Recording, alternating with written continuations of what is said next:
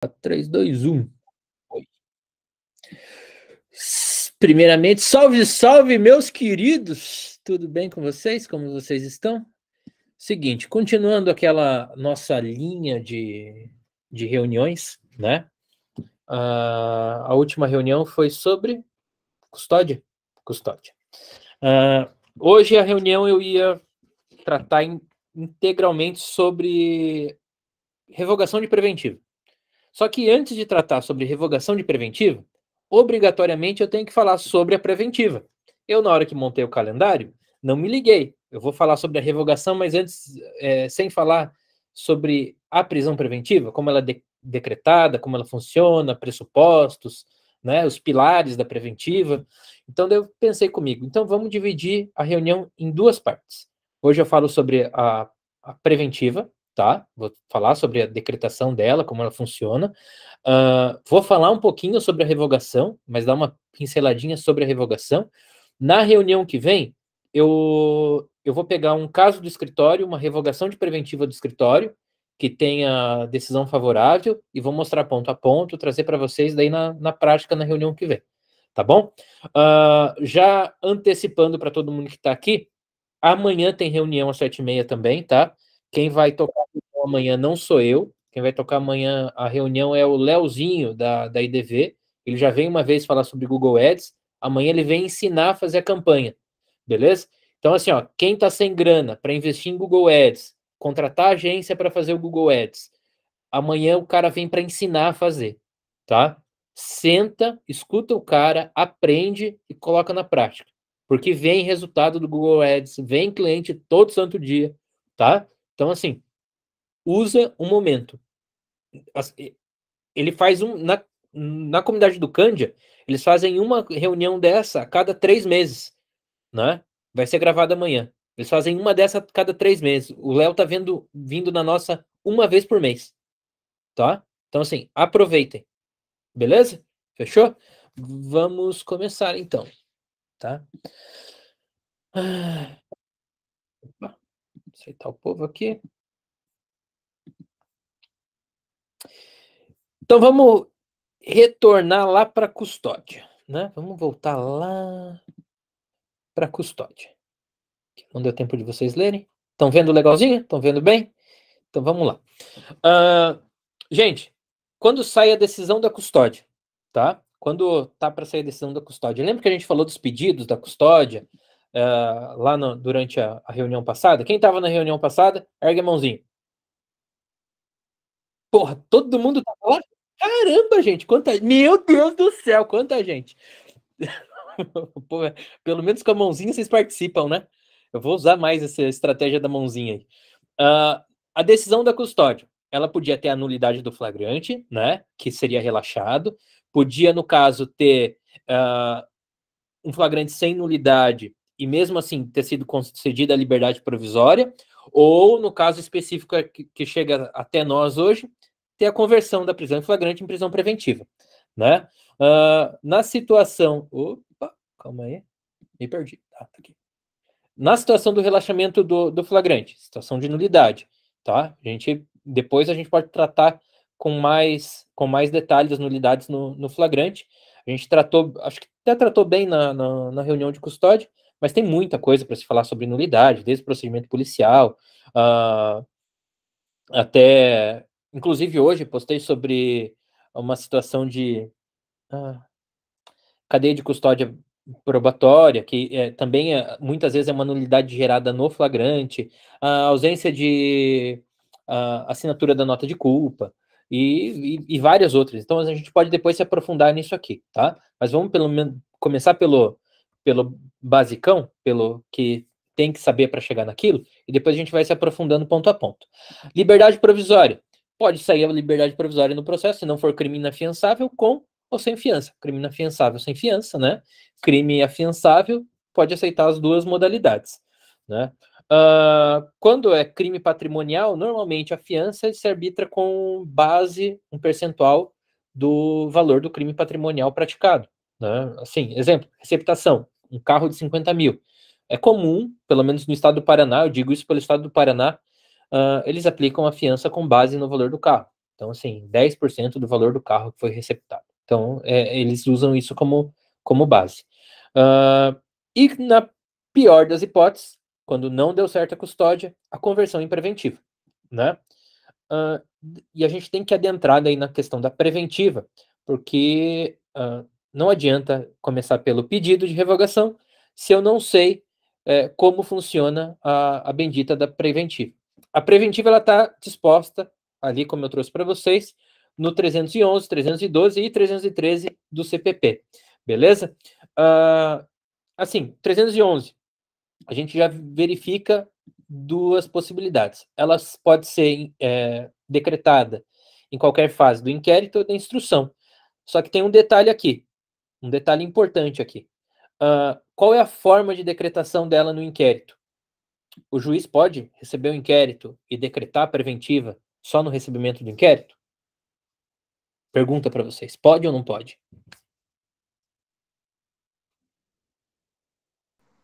Isso. Nossa, quanta gente respondendo. Não pode. Valeu, Danilo, obrigado! O juiz não pode decretar preventiva se ele não for... fugiu a palavra agora. Provocado. Se ele não for provocado, ele não pode decretar preventivo. Então, ele só pode decretar via representação do delegado ou representação do Ministério Público, tá? Já na fase de instrução criminal, isso muda. Só que, assim, hoje em dia já tem teses que levantam que o juiz não pode fazer essa decretação sem ele ser provocado também, tá? Mas, via de regra, os juízes, eles, em algumas hipóteses, algumas situações, eles podem decretar preventiva independente de provocação. Qual a hipótese que eles podem decretar preventiva independente de provocação? Alguém sabe? Flagrante delito, novo crime. Não. No curso Menor da de instrução... idade? Não. Seguinte, um réu que está cumprindo o processo em liberdade, com medidas cautelares dispostas para ele cumprir, e ele descumpre essas medidas cautelares, o juiz pode decretar a prisão preventiva pelo descumprimento da cautelar, tá? Então, assim, isso é pacífico, isso não não tem discussão quanto a isso. O que o juiz não pode fazer é um réu que vem cumprindo o processo em liberdade, que não teve representação pela prisão pelo delegado, não teve posteriormente representação pela prisão pelo Ministério Público, o Ministério Público não fez pedido no curso do processo disso, e do nada o juiz, sem ter uma provocação ou um start ali, ter um gatilho que possibilite isso, o juiz pedir a prisão dele. Por que o juiz não pode isso? Ter esse tipo de atitude? Porque senão a gente está tendo a parcialidade do órgão julgador, ele se transformou na imparcialidade do órgão acusador. Então, o juiz ele saiu da cadeira dele de alguém com um enfoque amplo, que tem que verificar tanto a linha da defesa quanto a linha da acusação, e ele passou a tomar as dores da acusação. Então, essa forma de provocação, essa necessidade de provocação, é um gatilho que a defesa tem para uma defesa num duplo grau de jurisdição, tá? Entenderam isso? Beleza?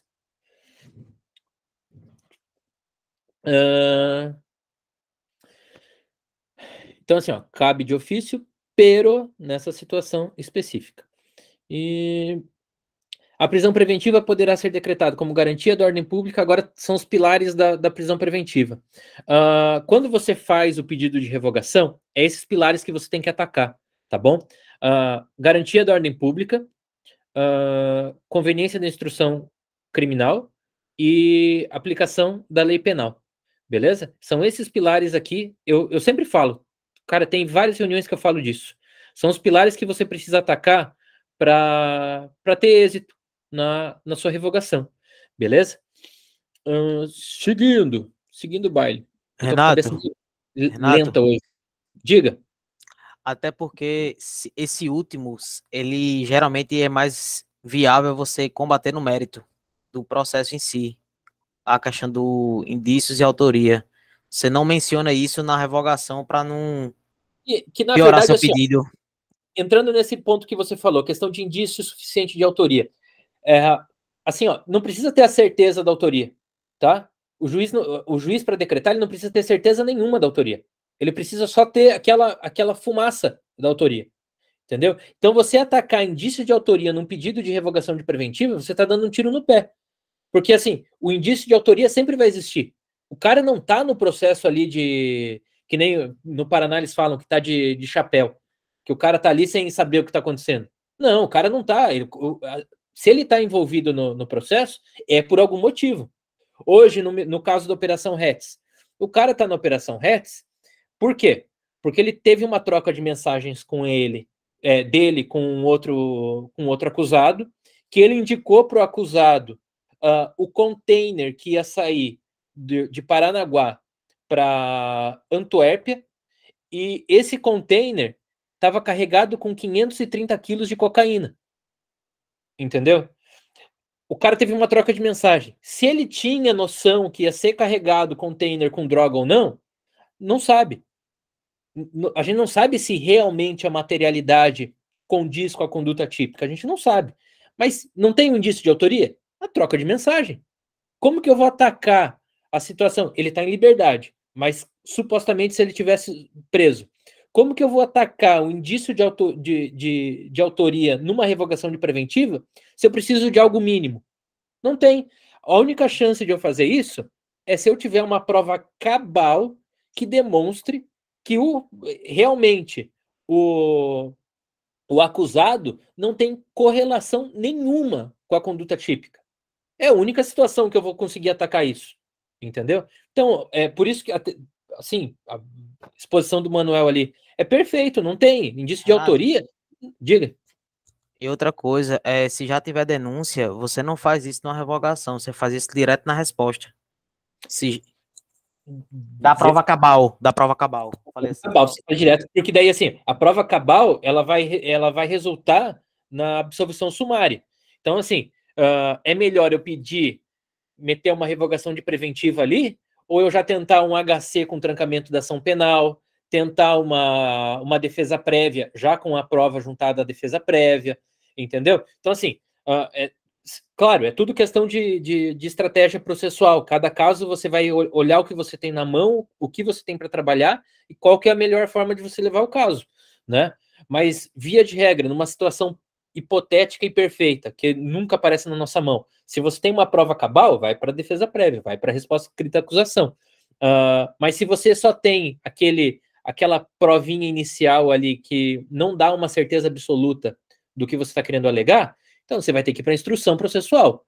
Na revogação de preventiva, você já não vai conseguir atacar o indício de autoria. Então, o que resta você atacar? Você bater nos fundamentos da prisão preventiva, que é a garantia da ordem pública, conveniência da instrução criminal e assegurar a lei penal. Garantia da ordem pública é o famigerado fumus comixe delicti, tá? Que, assim, qual que é a ideia? Que o réu, o acusado, posto em liberdade, ele vai retornar à prática delituosa, vai voltar a delinquir.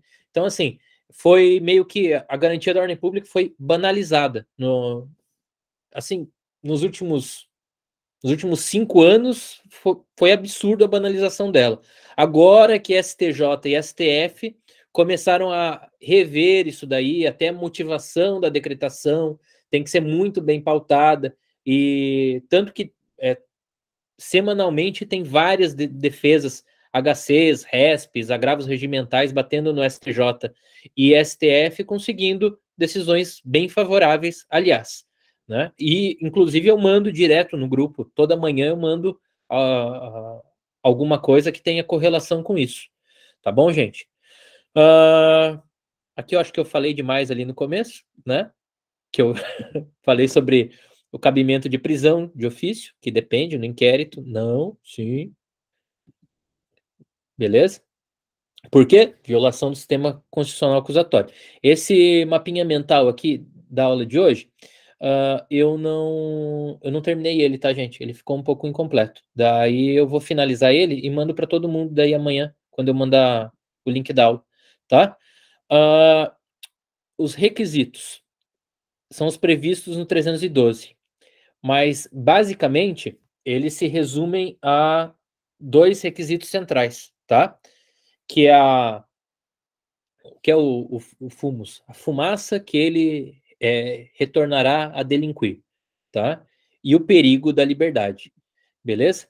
O perigo da liberdade, ele bate de frente com a garantia da ordem pública. Ele é diretamente ligado à garantia da ordem pública. Por isso, tem risco de eu colocar o cara em liberdade, então ele traz um dano à ordem pública. Normalmente, isso aqui é a pauta de crimes patrimoniais. É muito mais fácil eu soltar um traficante do que eu soltar um ladrão de celular. Né? É muito mais fácil eu tirar da cadeia um traficante com 200 quilos de maconha do que eu tirar um piazinho, tirar um piazinho que fez um roubo de um celular num ponto de ônibus. Então, por quê? A garantia da ordem pública se resguarda muito na grave ameaça. Esse que é o grande problema nesses pedidos de liberdade. Quando se trata de situação assim, eu seguro muito para fazer. Inclusive, eu fechei um processo hoje de um cliente antigo que eu faço o processo dele e uma rapaziada que trabalha para ele roubou um celular e ele me contratou. Eles roubaram o celular num ponto de ônibus. Eu não fiz pedido de liberdade para eles. Não vou fazer pedido de liberdade para eles. Todo mundo é primário. Todo mundo que foi preso é primário. O que eu vou fazer? Eu vou acelerar o processo para vir a condenação logo. O ponto de ônibus teve reconhecimento na DP, né? Pegaram eles com a res furtiva. Então não tem muito o que se discutir. Eles vão ser condenados no final. Eu já sei que isso daqui é algo muito pesado e muito forte no judiciário. Como eles são primários, eu sei que crimes com violência e grave ameaça têm uma dificuldade muito grande para conseguir uma liberdade. O que eu faço? Eu tiro o foco do pedido de liberdade e passo a correr atrás da ação penal para ela acabar rápido e eu ter o resultado já de uma progressão de regime ali na frente para colocar eles no semiaberto quanto antes, né? Ponto importante. A prisão preventiva não tem tempo, tá? Diferente da temporária, é uma prisão cautelar, só que o cliente normalmente pergunta, quanto tempo que dura a prisão? Vem o tempo no mandado de prisão, normalmente tem o tempo escrito lá em cima de validade e tal, só que é renovado, então você já avisa para o cliente, não tem tempo, não é acabou o tempo, você vai embora. Não tem nada disso. Já avise para o cliente, porque muito cliente recebe o mandado de prisão e fica esperançoso com aquele tempo que tem ali. O Tribunal do Paraná normalmente coloca 20 anos, então não tenho tanto esse problema. Mas eu já peguei caso. Onde que foi que eu peguei? São Paulo, MS, que os mandados de preventiva tinha prazo de 6 meses.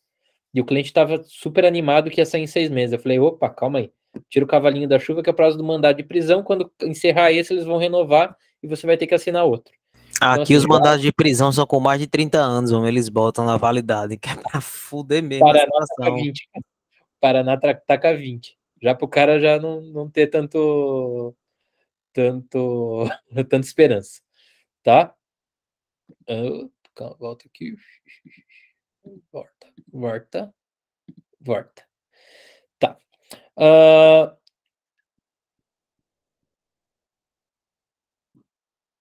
Conversão da prisão em preventiva, tá? Pedidos cabíveis. São 2.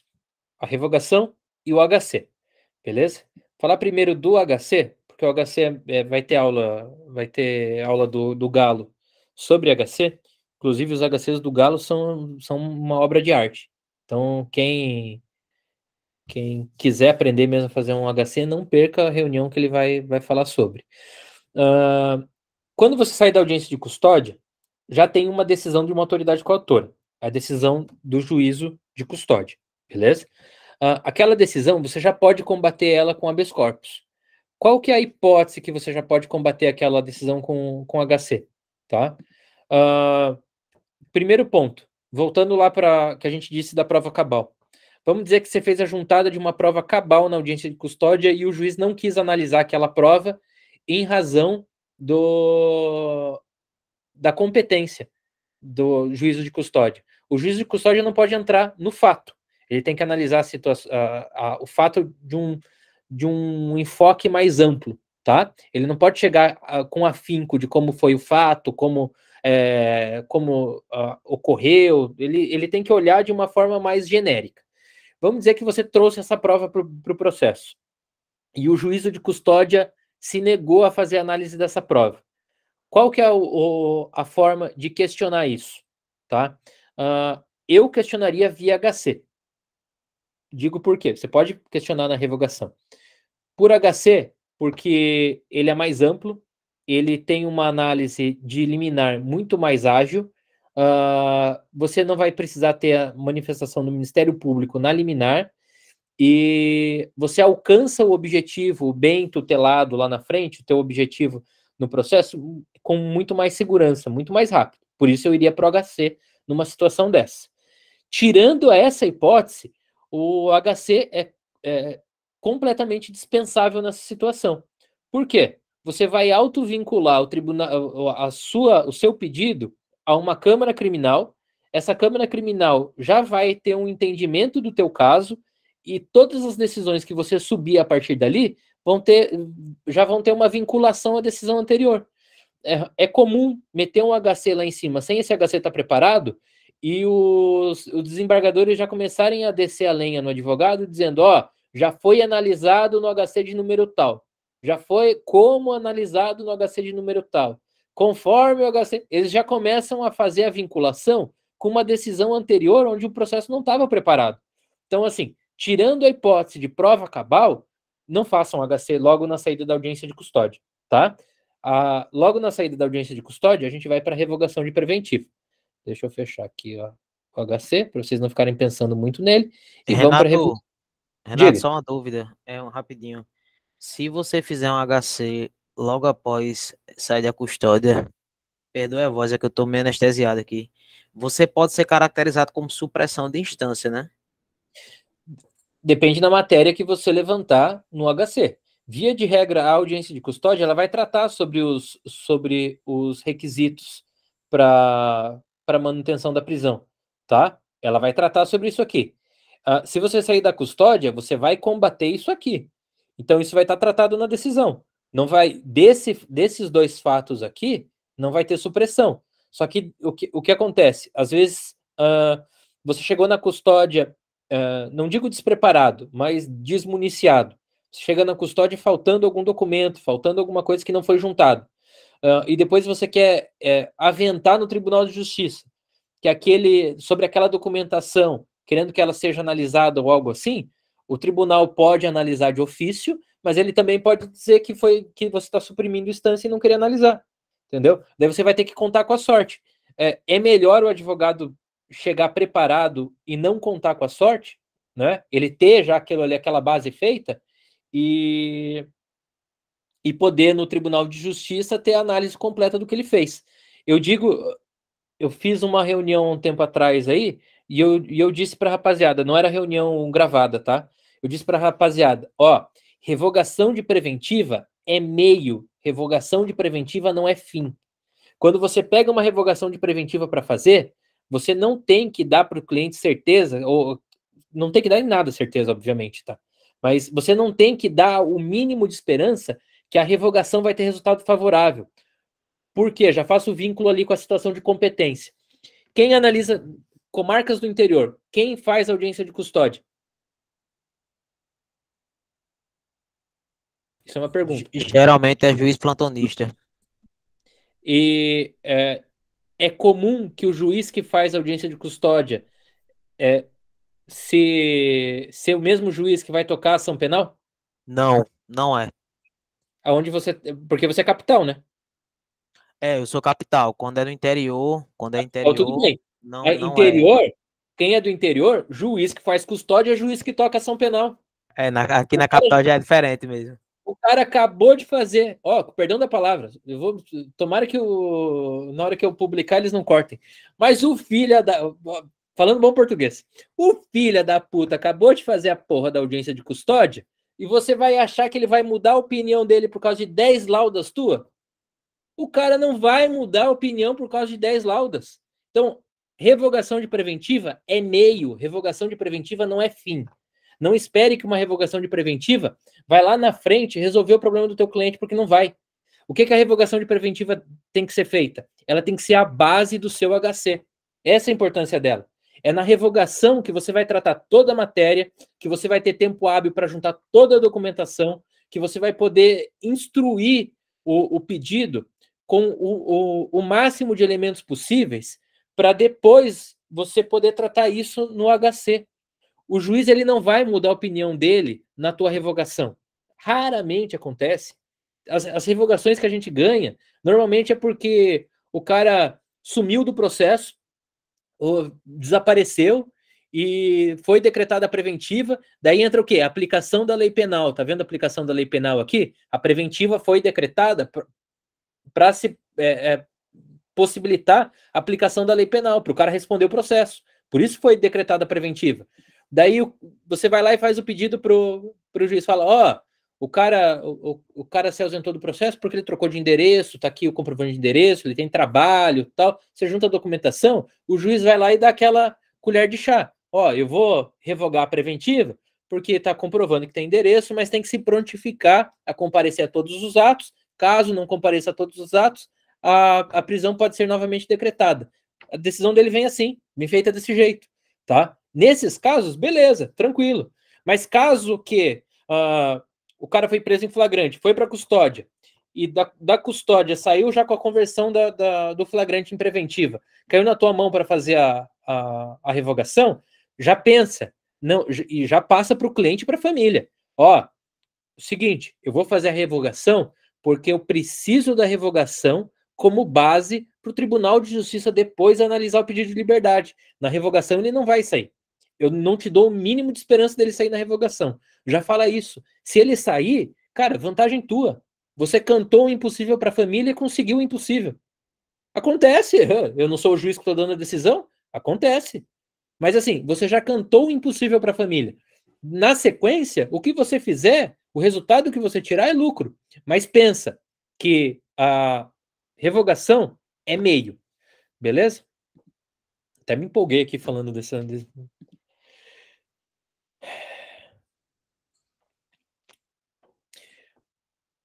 O que a gente estava falando com o Manuel ali em cima. O que deve ser combatido? A dúvida sobre materialidade, tá? Não sobre autoria. Beleza? Então, assim, indício de autoria, se cometeu ou não cometeu, é uma situação, tá? Materialidade é completamente diferente. Beleza? Exemplo, crime de tráfico de drogas. Eu acho que eu não vou ter capacidade de gerar um exemplo agora. Mas o Galo vai ter. Galo, cadê tu, Galo? Abre o teu áudio. Preciso de você agora. Chegou o nosso ministro aí. Ministro, preciso de você agora. Me diz, cria um caso prático onde exista dúvida sobre a materialidade e indício de autoria. Onde uma coisa consequentemente significa outra, seja bem atrelado assim. É. E eu falei que eu não tenho capacidade de gerar isso agora.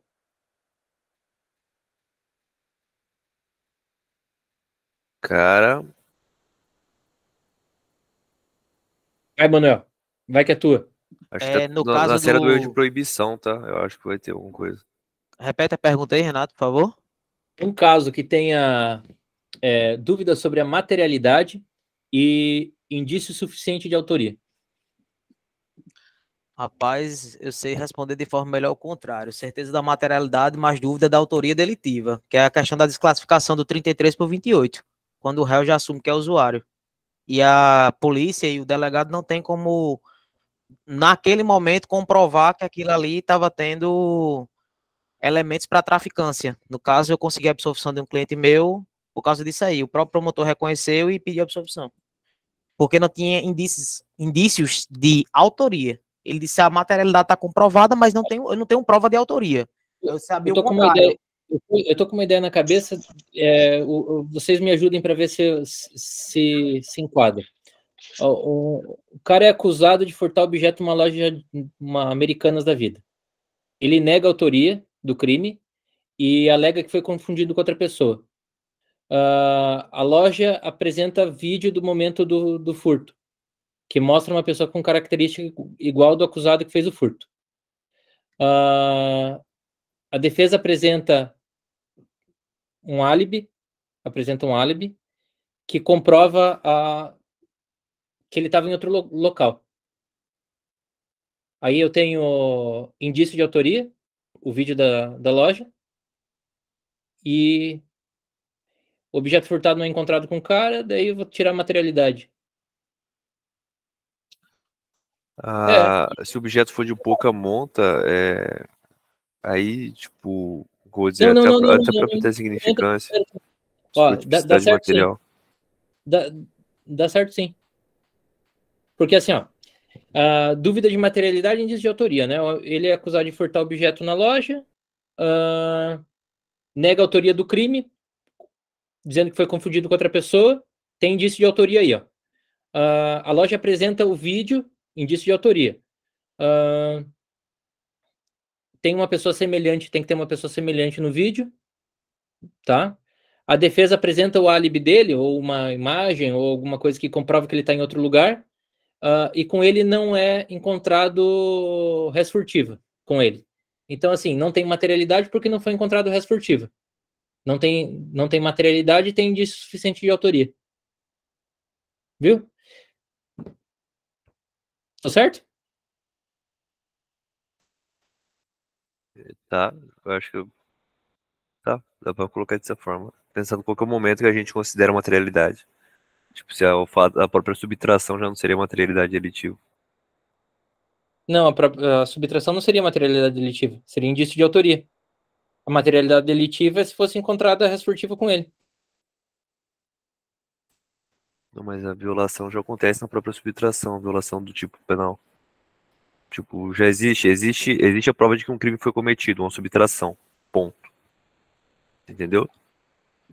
Aí vamos discutir. Aí não temos autoria suficientemente. Aí a Entendeu? dúvida da materialidade. Então, assim, se eu via de regra em revogação de preventiva, se eu tenho base para combater essa dúvida da materialidade, eu consigo quebrar o 312. Ponto. Com certeza, até porque exige-se prova da materialidade e indícios suficientes. Eu acho que talvez entra naquele sentido do que a própria lei, por exemplo, algumas excludentes de ilicitude acabam com a própria materialidade delitiva. E a mera possibilidade de que elas existam, pelo artigo 316, né? Quando tem Isso. possibilidade de legítima defesa, alguma coisa assim, não pode decretar a prisão preventiva. Exatamente. Gente, ponto importante: excesso de prazo. Revogação de preventiva é momento oportuno de tratar excesso de prazo, tá? O que é o que é o excesso de prazo? Cara, o excesso de prazo é uma tese que corre dentro da cadeia de um jeito que parece que todos os presos sabem que ela existe e todos os presos acham que sabem a data certa que dá o excesso de prazo, tá? Não existe data para excesso de prazo. Existe bom senso para excesso de prazo. Qual que é o bom senso? Razoável duração do processo. Beleza? Normalmente, como que fica essa razoável duração do processo? Um processo simples de 5 meses, 6 meses, até 1 ano, tá? Até 1 ano é uma razoável duração do processo. Casos de operação, cara, vão para 2 anos, 2 anos e meio, se tem múltiplos réus, se tem muita testemunha, se é a defesa que está dando causa ao atraso do processo. Então, assim, ó, o que leva... Também. Mas daí, Galo, é como se fosse um cumprimento antecipado de pena, né? É diferente. Exatamente. É, Por proporcionalidade mesmo. Como a cautelar é uma medida meio, ela não pode ser superior à medida fim. Mas daí é como se fosse cumprimento antecipado de pena. O excesso de prazo, essa ideia inicial do excesso de prazo é o bom senso. O processo está demorando mais do que o suficiente, mais do que o normal para terminar por culpa do judiciário, por culpa do Estado. Assim, é o mais comum do bom senso. Em segundo ponto, a gente entrando um pouco mais esmiuçando um pouquinho mais a tese, seria o antecipado de pena. Pô, o cara está respondendo um tráfico, foi pego com pequena quantidade de droga, não tem uma associação. O que vai acontecer com ele? Ele, muito provavelmente, lá no final do processo, vai ser agraciado com um tráfico privilegiado. E o cara está 1 ano preso. Um tráfico privilegiado, ele vai ter menos 5 anos, né? E o cara está 1 ano preso. Já vai cumprir como crime comum no 16%. E 1 ano de cadeia para puxando. Então, assim, já saiu da razoável duração do processo, já entrou num cumprimento antecipado de pena muito superior ao padrão, né? Então, já é uma tese também de revogação, beleza? Seguindo. Gente, eu ia trazer o modelo hoje, tá? Mas eu vou fazer o seguinte: a gente deu já 50 minutos de reunião, vai dar quase 1 hora. E para mostrar a revogação passo a passo, como fazer, tal, a estrutura, o esqueleto dela, eu vou levar mais 1 hora, tá? Então eu vou deixar para a reunião que vem eu dividi essa em 2. Reunião que vem eu trago um modelinho da revogação, mostro o esqueleto, passo a passo, como que faz e tal, e daí já analiso um caso concreto que teve a revogação e teve resultado favorável, e daí a gente deixa para reunião da segunda que vem, beleza? Daí eu vou fazer uma jogadinha no calendário, pegar o que estava tratado no calendário, jogar para a semana seguinte, e a gente trata sobre o modelo daí de revogação na próxima reunião. Beleza? Gente, ficou sobre a matéria de prisão preventiva, ficou alguma dúvida? Até o Manuel participou bastante hoje. Valeu, Manuel, agradeço. Obrigado. Peço perdão pela minha condição. Não estou muito 100% não, mas eu gostei muito da aula, até porque é um tema que é muito decorrido e às vezes a gente é acostumado a pegar processos pelas nuances. Então, às vezes a gente não sabe o que fazer bem quando o processo, como a gente chama aqui, tá verdinho, né? Na questão da revogação. Teve um advogado que está atuando no processo comigo, ele fez um HC muito antes da revogação, demorou para ser julgado, foi negado, e ele está usando o meu HC agora para pedir um efeito extensivo, que provavelmente a juíza vai dar. Então, assim, é uma coisa que é bom você saber, porque a revogação da preventiva, como você disse, é uma base top para um HC. Não de um copiar e colar, mas de você ter uma munição legal para atribuir no HC. Nesse sentido. De fato ela é meio. Pode falar, Atila.